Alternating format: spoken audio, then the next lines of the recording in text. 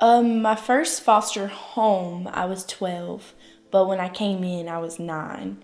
And I was jumping from different people's houses that were family members, but I didn't really know them like that. My mom, she just kind of went off onto a wrong path, and my dad was never really in my life. So I had a stepfather, and he really didn't have any rights over us. So just kind of went from there and went downhill. So I came into care when I was 10 years old with my 2 little sisters who were 4 and 5 at the time.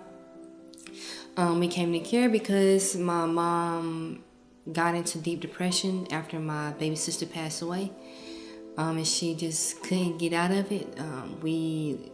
It started out with we didn't have any food to eat at our home, so my mom sent us to my great-grandparents' house, and then from there we lost our apartment and we moved in with my great-grandparents, and then maybe a couple months later, my mom decided that she felt like she could not take care of us anymore.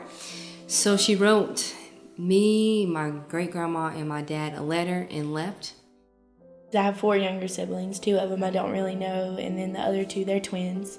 And then when my mom left, she dropped us off at my grandparents' house, and I would give them their baths and help them eat dinner and get them ready for school and all that, that a mom would do. And then their dad would come and get them and take them part-time. But there was at one point where he came and got them, and then I never really saw him again.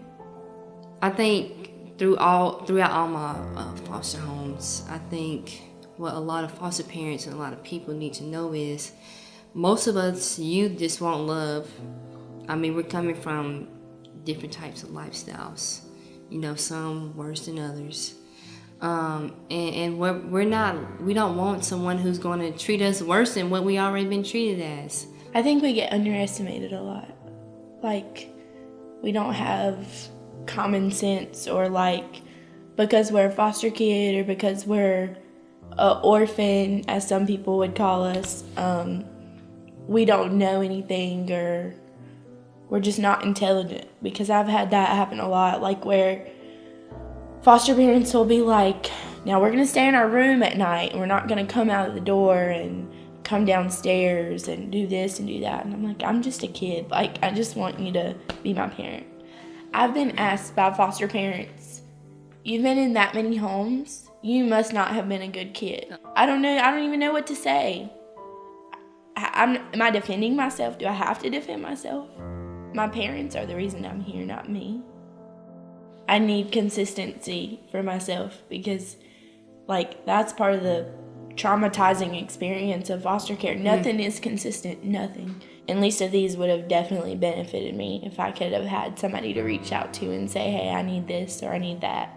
As older youth aged out, we know, Least of These is a great organization, and they're going to help the future generations, and they're going to help those kids that need that bag with their name on it, so they're not carrying trash bags, and somebody's like, oh, I'm going to throw this away, because that's what happened to me several times. But that duffel bag would have meant a lot to me when I was 12. And for every foster kid in the system, it will probably mean a lot to them because it's something that's theirs and they can hold on to it. Even though it's just a bag, they can have their valuables in it. Their shampoo conditioner that they can only use for their head. Their toothbrush. A trash bag, you can't put your toothbrush in it every night. A trash bag, you can't know that your clothes are going to be there the next day. A trash bag is embarrassing to haul around school. Mm-hmm. And like I said, you guys are consistent. That's the biggest thing. Consistency. When you're consistent in a youth's life, it makes them feel great. Yeah. I don't know what I would do without Least of These.